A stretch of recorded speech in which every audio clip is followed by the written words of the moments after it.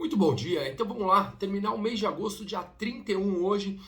Ontem nos Estados Unidos as bolsas subiram e agora os índices futuros também estão em leve alta, subindo na casa do 0,5%.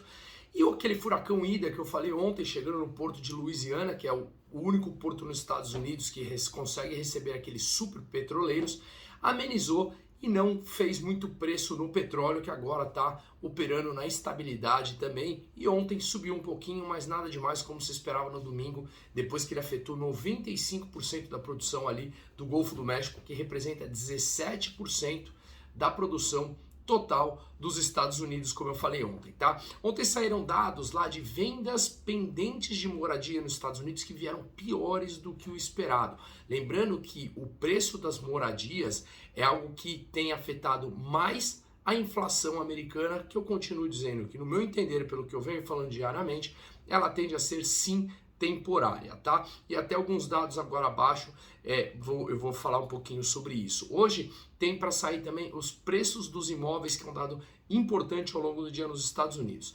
Já na zona do euro, veja só, a inflação mensal subiu 0,4%, bem em linha com o esperado, e no ano anualizado 3%. Lembrando que a meta do Banco Central é 2%, tá? Então, no meio desse repique inflacionário, a Europa bateu 3%, então nada também que se assustar nesse momento, pelo menos quando eu vejo outros dados que têm saído piores do que o esperado, e que eu acredito que quando a produção, cadeia produtiva voltar a normalizar, que ela parou em muita coisa por conta do Covid, a oferta de produtos tende a se normalizar, e os preços caírem, até porque o desemprego nos países continuam bem mais altos, principalmente nos Estados Unidos, do que era pré-Covid, tá? Então acho que a gente ainda vai enfrentar alguns desafios na reabertura econômica, que isso joga a inflação para baixo em linhas gerais, tá? Vamos lá, na Alemanha saíram dados agora também importantes, que foi de 5,5%, quando a expectativa era de 5,6%.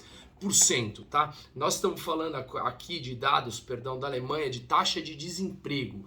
Então veja, o desemprego na Alemanha veio levemente melhor do que o esperado, mas está em 5,5%, tá? Saiu o PIB francês, que veio melhor do que o esperado no crescimento no trimestre, e o PIB italiano, tanto trimestral como anual, também cresceu bem e acima do esperado, tá? Portugal também teve crescimento, mas veio em linha com o esperado. Então, basicamente, os PIBs cresceram por lá, como esperado, e a taxa de desemprego na Alemanha, que é o principal, que é o carro forte da Europa como um todo, veio levemente melhor do que o esperado. Agora na China, lembra que eu falo bastante quando sai aqueles PMIs, né?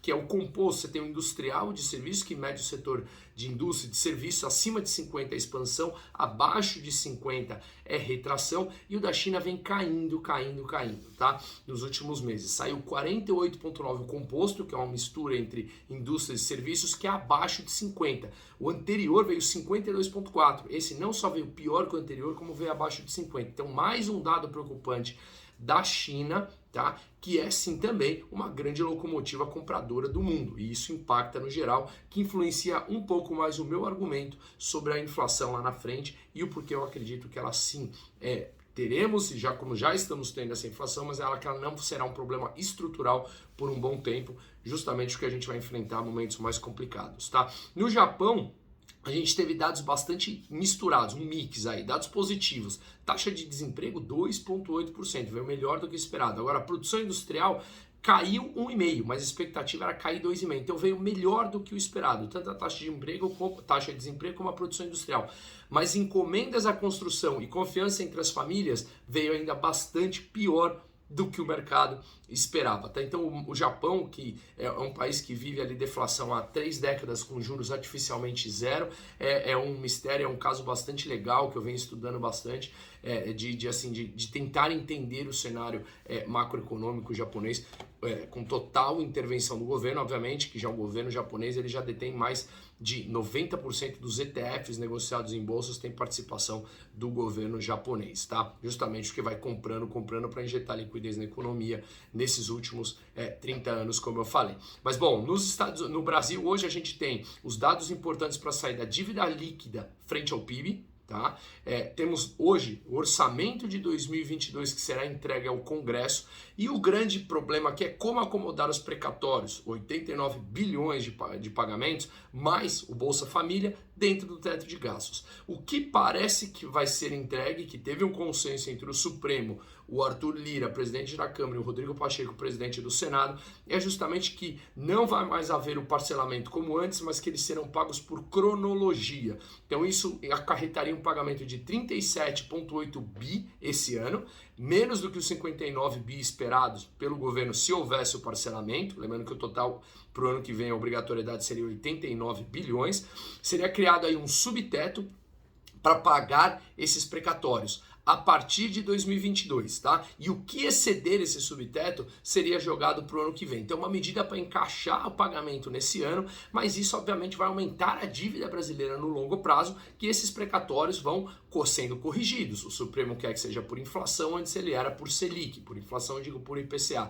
Então, aumenta a dívida brasileira ao longo do tempo até 2036, quando termina a lei do teto de gastos, tá?